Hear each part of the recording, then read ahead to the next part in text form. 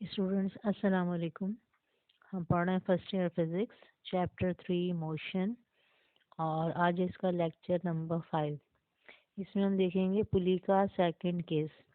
पुली का first case जो हम देख चुके हैं जिसमें कि दो बॉडीज जो थी, दो ब्लॉक हैंग हुए हुए थे। ठीक है, इसमें होगा आपके पास सेकंड केस में कि यही आपका टॉपिक है, motion of two bodies connected by string. यानी दो बॉडीज हैं या दो ब्लॉक हैं और वो जो है स्ट्रिंग के दो एंड से कनेक्टेड है और वो स्ट्रिंग जो है, वो रोप जो है वो पुली के ऊपर से पास हो रहा है। ठीक है, पुली कैसी है? फ्रिक्शन लेस है, उसमें कोई फ्रिक्शन नहीं है। अब इसमें सेकंड केस में क्या होता है कि एक जो ब्लॉक होता है यानी ब्लॉक ए, वो हैंग हुआ हुआ होता है, लटक रहा होता है, ठीक है, स्ट्रिंग के साथ। और दूसरा जो, ठीक है, कनेक्टेड होता है स्ट्रिंग के साथ, ब्लॉक बी, वो रखा हुआ होता है किसी टेबल पर या हॉरिजॉन्टल सरफेस पर। तो इसमें अब हम ये देखेंगे, जैसे हमने पहले केस में देखा था कि अगर इस तरह का कोई केस है तो बॉडीज जो हैं जब ये मूव करती हैं यानी ब्लॉक मूव करते हैं तो इन दोनों का क्या एक्सेलरेशन होगा और स्ट्रिंग के अंदर क्या टेंशन होगी। ठीक है, यही हमें यहाँ पर, ठीक है, कैलकुलेट करना है या इनका फॉर्मूला ड्राइव करना है। जैसे कि फर्स्ट केस में भी हमने एक्सेलरेशन और टेंशन के जो फॉर्मूले हैं वो हमने ड्राइव किए थे। तो यहाँ पे देखें कि इस केस में क्या हो रहा है कि आपके पास जो है ये दो ब्लॉक हैं। ये एक ब्लॉक जो है ये ए है, ठीक है, ये जो है लटक रहा है, देखें, हैंगिंग। और यहाँ पर, ठीक है, इसका मास हम किससे ले रहे हैं? m1 ले रहे हैं। ठीक है, इसका मास m1 है, ये ब्लॉक ए है ये। और ये दूसरा ब्लॉक बी जो है, ठीक है, ये हमने रखा हुआ है हॉरिजॉन्टल सरफेस पर और इसका जो है मास हम ले रहे हैं m2। ठीक है, और यहाँ पे भी हम यही कंडीशन लेंगे कि m1 जो है वो ग्रेटर है, ठीक है, और m2 जो है वो स्मॉलर है। ये ठीक है, m1 ये है, ये हैवियर है ब्लॉक ए, ठीक है, और ये ब्लॉक बी जो है वो लाइटर है। ठीक है, यही यहाँ पे हम कंडीशन लेंगे, सपोज करेंगे। अब यहाँ पर ये देखें कि अगर ये ब्लॉक जो है ये हैवी होगा तो क्या होगा कि ये ज़्यादा वेट की वजह से ये नीचे की तरफ आएगा ये। ठीक है, और ये वाला जो ब्लॉक है, ठीक है, ये हैंग हुआ नहीं है, ये रखा हुआ है, तो ये इस तरह से हॉरिजॉन्टली मूव करता है ऑन टेबल। ये पुली है, ठीक है, फ्रिक्शन लेस पुली। और ये जो है आपके पास ये स्ट्रिंग है, ये स्ट्रिंग जो है यहाँ से आपने इसको कनेक्ट किया हुआ है और ये इसके ऊपर से, पुली के ऊपर से पास हो रही है। और यहाँ पे ये दूसरा, ठीक है, ब्लॉक हमने इसके साथ कनेक्ट किया हुआ है, ये हैंग हुआ है। अब यहाँ पर हमें क्या करना है, हम ये देखेंगे जब हम इस दोनों ब्लॉक को इस तरह से कनेक्ट करके रिलीज करते हैं और ये नीचे आता है, तो जिस तेजी से ये नीचे आता है उसी तेजी से समझ लें कि ये ब्लॉक बी जो है मूव करता है टुवर्ड्स द पुली। ठीक है, यानी कि, ठीक है, जितना इसमें ब्लॉक ए में वेलोसिटी का चेंज आएगा, ठीक है, उतना ही ब्लॉक बी का वेलोसिटी का चेंज होगा। ये यानी जितना फास्ट ब्लॉक ए मूव करेगा उतना ही फास्ट ब्लॉक बी जो है मूव करेगा। यानी दोनों बॉडीज जो हैं वो सेम एक्सेलरेशन से मूव करेंगी। ठीक है, ये एक्सेलरेशन, ठीक है, किसका है? ब्लॉक ए का है। ये हमने डाउनवर्ड बनाया यानी ब्लॉक ए जो है वो डाउनवर्ड मूव कर रहा है। और ये जो है एक्सेलरेशन, ठीक है, इसका भी सेम एक्सेलरेशन होगा। ठीक है, ये इस डायरेक्शन में होगा ब्लॉक बी, क्योंकि इस डायरेक्शन में मूव कर रहा है। अब जब भी दो बॉडीज, ठीक है, कनेक्टेड होती हैं स्ट्रिंग से तो वो उनकी फोर्स स्ट्रिंग पर अप्लाई हो रही होती है और उसकी वजह से स्ट्रिंग के अंदर एक टेंशन आ जाती है। और टेंशन को हमने क्या बताया था कि हमेशा क्या होती है, ठीक है, उसके अंदर होती है, स्ट्रिंग या रोप या वायर जो भी चीज़ होती है। तो ये स्ट्रिंग के अंदर, ठीक है, ये टेंशन है और टेंशन की डायरेक्शन जो है हमेशा टुवर्ड्स द फिक्स पॉइंट होती है। यहाँ पे pulley is the fix point है हमारा। तो यहाँ पर बी के लिए जो हम ये टेंशन ले रहे हैं यानी ये जो इस पार्ट में जो टेंशन है वो टेंशन जो है होगी इसकी ये डायरेक्शन, ठीक है, ये हॉरिजॉन्टली इस डायरेक्शन में टेंशन होगी, ठीक है, along the string towards the पुली। और यहाँ पर ये वाला जो पार्ट है, ठीक है, उसमें भी सेम टेंशन होगी, क्योंकि जब स्ट्रिंग सेम है तो पूरे स्ट्रिंग में एक ही टेंशन होती है ये। ठीक है। तो अब यहाँ पर जो है टेंशन, ठीक है, क्या होगी, अपवर्ड होगी। ठीक है, क्यों, क्योंकि ये फिक्स पॉइंट है पुली, तो इस टुवर्ड्स द फिक्स पॉइंट है पुली है, और अलोंग द स्ट्रिंग है, यानी स्ट्रिंग के अंदर है। अब यहाँ पर हम जो है फिर उसी तरह से ये जो दो ब्लॉक हैं इनकी फोर्सेस को हम कंसिडर करेंगे और इनकी अलग अलग दो इक्वेशंस बनाएंगे फोर्सेस की। ठीक है। अब जो फोर्सेस की दो इक्वेशंस आ जाएंगी तो उन्हीं को ऐड करने से हमारे पास ये एक्सेलरेशन का फॉर्मूला आएगा, और फिर उसको हम आगे, ठीक है, एक्सेलरेशन की वैल्यू को, ठीक है, सेकंड इक्वेशन में पुट करके टेंशन निकालते हैं। तो अब ब्लॉक ए को अगर आप ये देखें तो इसमें कौन सी फोर्सेस हैं। सबसे पहली फोर्स जो है इसमें है ये इसका वेट।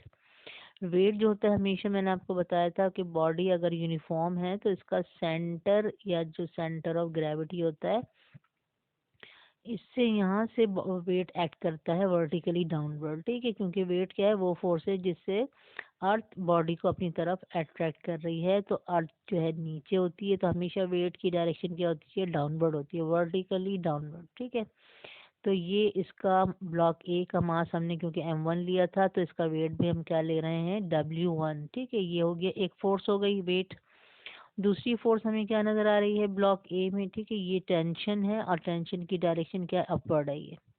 ठीक है। अब ब्लॉक ए हमें पता है किस वजह से, क्योंकि इसका वेट ज़्यादा है या मास ज़्यादा है, तो ब्लॉक ए डाउनवर्ड मूव कर रहा है।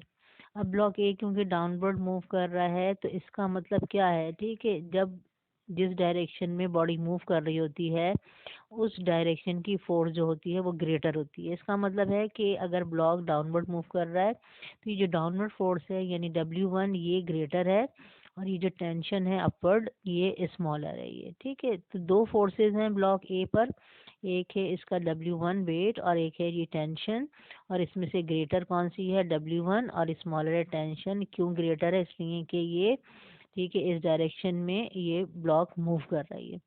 अब रिजल्टेंट फोर्स जो इस ब्लॉक को मूव करवाती है या उसके अंदर एक्सेलरेशन प्रोड्यूस करवाती है, उस रिजल्टेंट फोर्स को हमेशा हम कैसे निकालते हैं, जो बिगर फोर्स होती है उसमें से हम माइनस करते हैं स्मॉलर फोर्स। बड़ी फोर्स में से छोटी फोर्स को अगर हम सब्ट्रैक्ट कर देंगे तो हमारे पास रिजल्टेंट फोर्स आती है, और वो रिजल्टेंट फोर्स हमेशा, ठीक है, किसकी इक्वल होती है, ma की इक्वल होती है।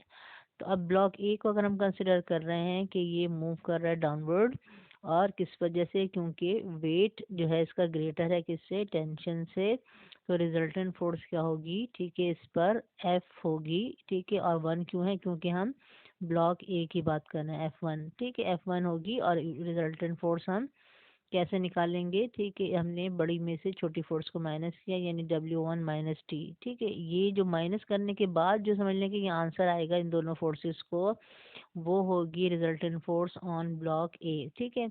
अब रिजल्टेंट फोर्स हमेशा बॉडी को मूव करवाती है या बॉडी के अंदर एक्सेलरेशन प्रोड्यूस करवाती है या बॉडी की वेलोसिटी चेंज करवाती है।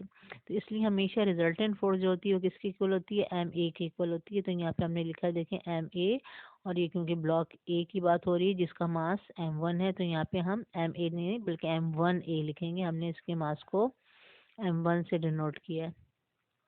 और ब्लॉक ए का जो हमारे पास वेट होगा वो क्या होगा, वो होगा m1g। ठीक है, क्योंकि w का हमने वेट का फॉर्मूला देखा था, mg होता है ये। तो ये हमारी इक्वेशन बन गई किसकी, ब्लॉक ए के लिए फोर्सेस की इक्वेशन बन गई है। अब हम देखेंगे कि हमारे पास जो है ब्लॉक बी जो है, देखिए ये देखें रखा हुआ है हॉरिजॉन्टल सरफेस पर, इस पे कौन सी फोर्सेस अप्लाई हो रही हैं, एक हो रही है ये इसकी वेट। ठीक है, वेट इसका वही सेंटर ऑफ ग्रेविटी से ही हमने यहाँ पे लिया, सेंटर ऑफ ग्रेविटी से वर्टिकली डाउनवर्ड। ठीक है, वेट इज एक्टिंग डाउनवर्ड। और यहाँ पर ये देखें कि जब कोई बॉडी हॉरिजॉन्टल सरफेस पर, किसी भी सरफेस पर रखी हुई होती है, तो यहाँ पर एक और फोर्स एक्ट कर रही होती है, यानी ये जो हॉरिजॉन्टल सरफेस है ये इस ब्लॉक के ऊपर फोर्स लगाएगी जो कि होगा, ठीक है, परपेंडिकुलर, जिसे हम कहते हैं नॉर्मल रिएक्शन। नॉर्मल रिएक्शन को हमने किससे डिनोट किया था, आर से डिनोट किया था, और हमने कहा था कि नॉर्मल रिएक्शन हमेशा क्या होता है, परपेंडिकुलर टू द सरफेस। यानी जो आर होगी ये कौन सी फोर्स है, जो कि सरफेस जो है इस बॉडी पर लगाती है, जो बॉडी इसके ऊपर रखी है। तो नॉर्मल का मतलब होता है परपेंडिकुलर, यानी ये जो आर होगा ठीक है, ये इसके परपेंडिकुलर होगा और यहाँ पे समझ लेंगे 90 डिग्री का एंगल बनेगा। तो ये आर नॉर्मल रिएक्शन हो गई। और यहाँ पर क्यों स्ट्रिंग से कनेक्टेड है तो ये टेंशन जो है यहाँ पर, ठीक है, टूवर्ड्स समझ लें कि राइट जो है इसकी डायरेक्शन है टेंशन इन द स्ट्रिंग है। अब ये तीन फोर्सेस हमें नज़र आ रही हैं ब्लॉक बी पे, एक वेट है, एक नॉर्मल रिएक्शन है और एक टेंशन है ये। अब क्या है देखें, हम ये देखेंगे कि बॉडी जो है वो किस डायरेक्शन में मूव कर रही है, बॉडी इस डायरेक्शन में मूव कर रही है, ठीक है।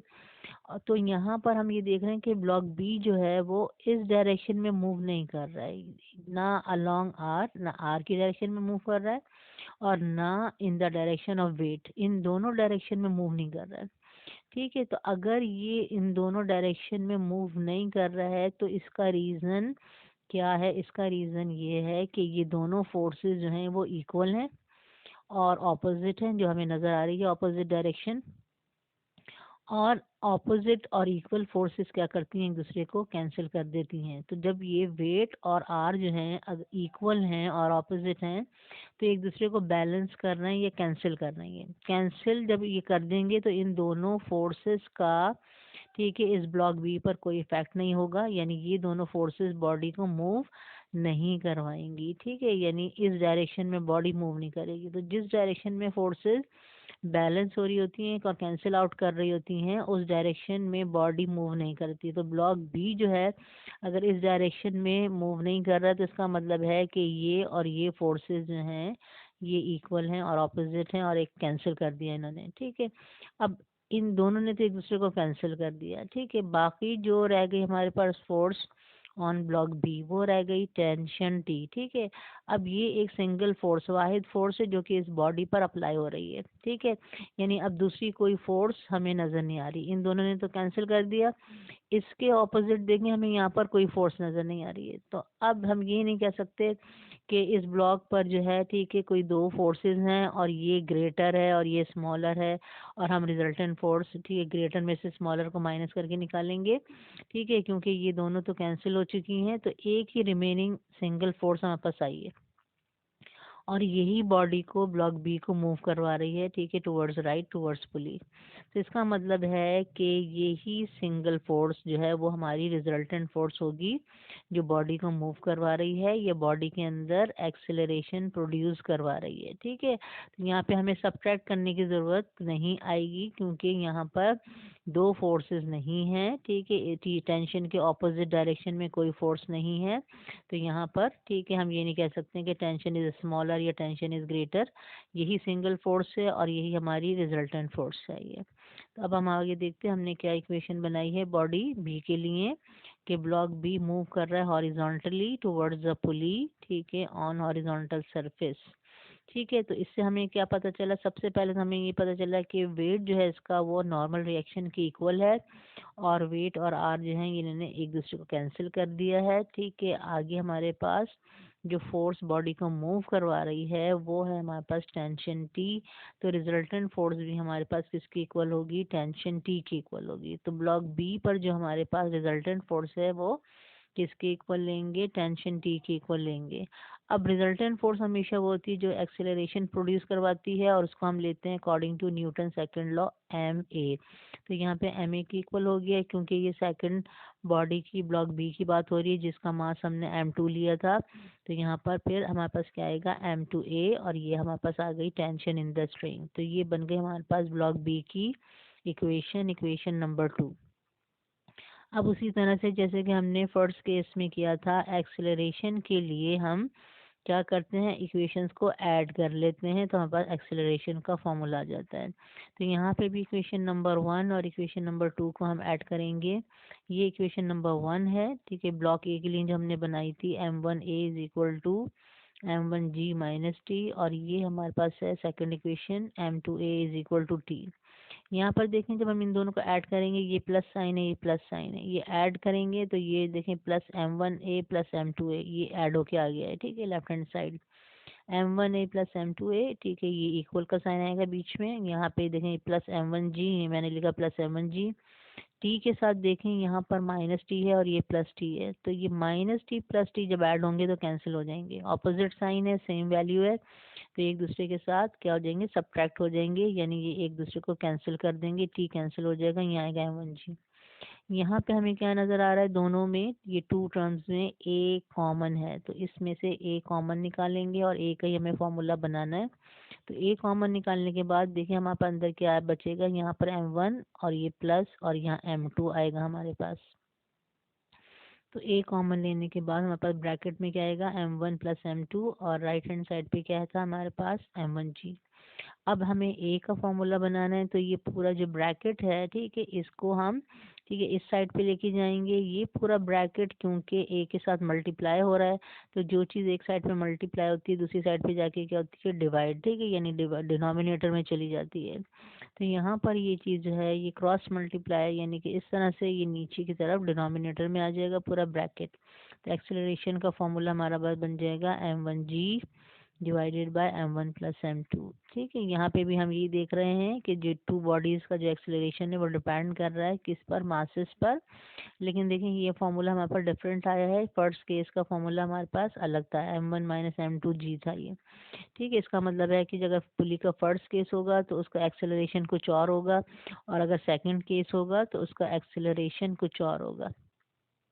तो जब हमारे न्यूमेरिकल्स आएंगे इसी तरह से, जिसमें हमें एक्सेलरेशन या टेंशन मालूम करनी होगी, तो उसमें भी हम यही करेंगे। ठीक है, हमारे पास बॉडी उसमें हैंग भी हो सकती है, बॉडी जो है इसमें हॉरिजॉन्टल सरफेस पे भी हो सकती है, बॉडी इसमें इंक्लाइंड प्लेन पे भी हो सकती है।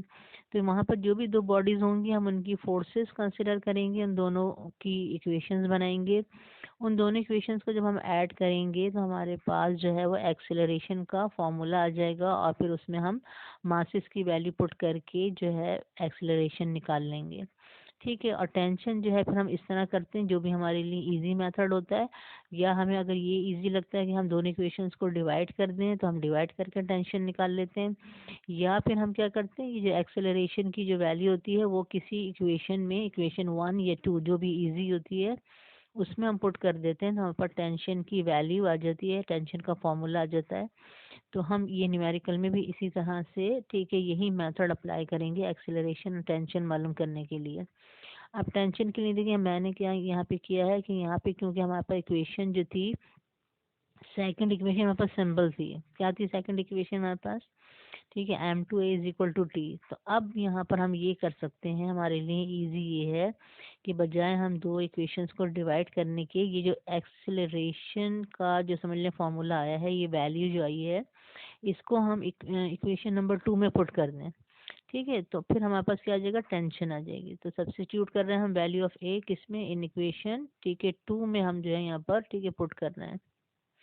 अब यहाँ पर इक्वेशन 2 हमारे पास क्या थी, M2A is equal to T. अब मैंने देखें यहाँ पर टी को इस साइड पे लिख लिया है, M2 को इस साइड पे लिख लिया है, इससे कोई फ़र्क नहीं पड़ता। अगर राइट हैंड साइड अगर आप लेफ्ट पे लिख लें और लेफ्ट हैंड साइड आप राइट पे लिख लें तो इक्वेशन पे कोई इफेक्ट नहीं होता, अनचेंज रहती है। तो यहाँ पर अब टी जो है, क्योंकि हमें इसका फॉर्मूला ड्राइव करना था, मैंने इसको लेफ्ट हैंड साइड पे लिखा है।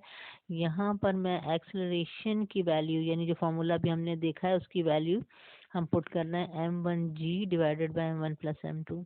तो हमारे पास यहाँ पे क्या आ रहा है, देखें M2 multiply by M1, M2 M1G, ठीक है, लेकिन हमने इसको थोड़ा ऑर्डर में करने के लिए हमने इसको पहले लिख दिया, कोई फ़र्क नहीं पड़ेगा। यहाँ पे भी मल्टीप्लाई हो रहा है M2 M1G, और यहाँ पे भी मल्टीप्लाई हो रहा है, तो 2 मल्टीप्लाई बाय 3 हो या 3 मल्टीप्लाई बाय 2 हो, आंसर जो है कोई फ़र्क नहीं होता।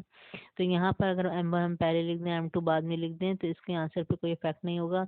तो टेंशन का फॉर्मूला हमारे पास आता है M1 M2G divided by M1 plus M2।